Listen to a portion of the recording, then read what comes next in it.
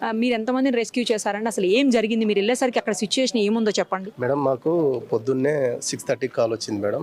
Near ఉన్న vehicles like Chevella కానీ, రాజేంద్ర నగర్, మోయినాబాద్, ఇటు శంకర్పల్లి, షాబాద్, ఇటు పూడూరు ఉన్న దగ్గరలో ఉన్న వెహికల్ ఆ సీన్కి వెళ్ళడం జరిగింది.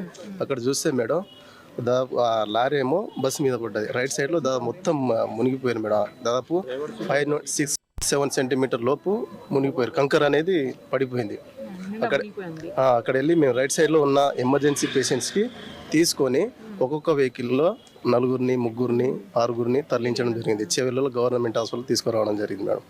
అక్కడ ఒక్కొక్కరికి సిపిఆర్ చేసుకుంటా ఆక్సిజన్ అందించి తీసుకురావడం జరిగింది మేడం.